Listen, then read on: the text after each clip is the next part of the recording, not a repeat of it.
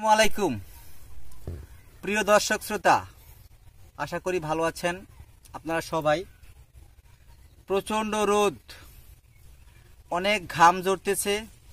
এই রোদের ভিতরে আপনাদের তথ্য দেওয়ার জন্য, সরাসরি তথ্য দেওয়ার জন্য আজকে আপনাদের এই প্রতিকূল পরিবেশেও ভিডিও করে দেখাচ্ছি, শুধুমাত্র আপনাদের সরাসরি জ্ঞান দেওয়ানোর জন্য। আর কিছু কথা বলতে চাই বন্ধুরা, এই যে ঘাসটা, এই ঘাসটা আপনি যদি খামার প্রতিষ্ঠা করেন, গরু, ছাগল, ভেড়া, মহিষ, তাহলে আপনার ঘাসটা অবশ্যই দরকার।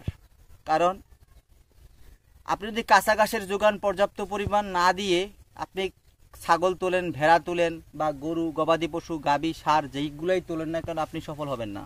কারণ প্রাকৃতিক খাবার বেস্ট খাবার। এই প্রাকৃতিক খাবার যদি আপনি গবাদি পশুকে কন্টিনিউ খাওয়াতে থাকেন রীতিমতো, তালিকা মতো, তাহলে আপনার গবাদি পশুর সুস্বাস্থ্যতাও রক্ষা পাবে এবং রোগবালাই কম হবে। আর কেমিক্যালযুক্ত যে কোনো কিছু খাবার আপনি বাইরে থেকে কিনে খাওয়াবেন, কিন্তু স্বাস্থ্য ঠিকই পাবেন, কিন্তু আপনার গবাদি পশু ঝুঁকিতে থাকবে, স্ট্রোক করতে পারে। বিভিন্ন কেমিক্যালযুক্ত খাবার খাওয়াতে চর্বি বেশি জমে যেতে পারে।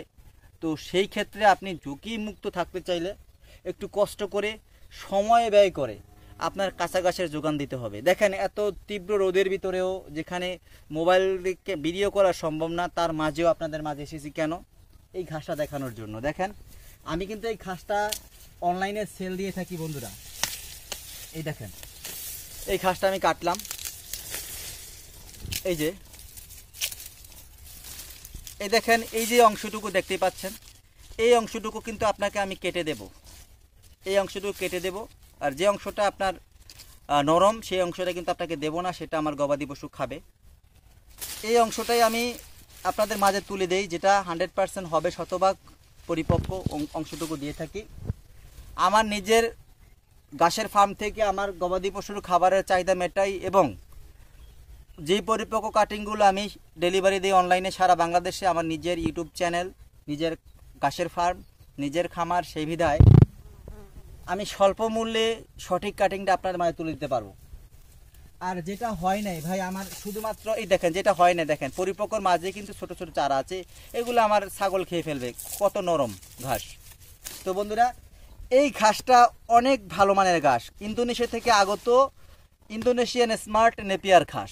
এটা উচ্চতায় 5 থেকে 6 ফিট হয়। আমি কিন্তু এতটা বড় করি না বন্ধুরা, আমার গবাদি পশুকে খাইয়ে ফেলি, আর যতটুকু কাটিং পরিপক্ক 100% সেটুকু আমি সেল করি। তো এই ঘাসটা আপনি একটা স্তূপে সর্বনিম্ন 12 থেকে 14 কেজি পাবেন।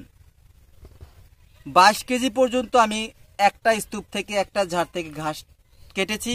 সেটা তৃতীয় ধাপে হয়েছে, প্রথম ধাপে, দ্বিতীয় ধাপে একটু কম হবে। আর সর্বোচ্চ কাঁচা ঘাসের যোগান এটা। আপনার দেখেন, আমি দেখাচ্ছি, এখানে কিন্তু সব পাতা। এই পাতা কিন্তু আপনার সকল পশুরই খুবই পছন্দ। আর এটা মেশিনের প্রসেসিং করা লাগে না। যেমন যারা ঘাসটা যদি আপনি 3-4 মাস, 5 মাস লেট করেন, বা উচ্চতায় 12 ফিট পাবেন, কিন্তু এটা এত বেশি শক্ত হবে, বাঁশের মতো শক্ত হয়ে যাবে। সেটা আপনার গবাদি পশু কখনই এটা চিবিয়ে আপনার খেতে পারবে না। সেই ক্ষেত্রে আপনার ইলেকট্রনিক যন্ত্রে আপনার নির্ভর করতে হয়। যেমন সাইলেজ মেশিন দিয়ে গুঁড়ো করতে হয়, বাড়তি ঝামেলা। এই বাড়তি ঝামেলাটা পোহাতে হয় না। ইন্দোনেশিয়ান স্মার্ট নেপিয়ার ঘাসটায় সবচাইতে ভালো মানের ঘাস। আর যে কোনো মাটিতে এটা ভালো ফলে, বেলে, এঁটেল, দোআঁশ, প্রত্যেকটা মাটিতে আমি পরীক্ষামূলক লাগিয়েছি। আল্লাহর রহমত ভালো ফলন পেয়েছি, বিদায় আমি জোরপূর্বক বলতে পারি এই ঘাসটা অন্যতম ঘাস খামারিদের জন্য। যারা এখন রোপণ করেননি, আপনারা পরীক্ষামূলক হলেও কিছু কাটিং রোপণ করুন এবং সরাসরি এটার ফল ভোগ করুন।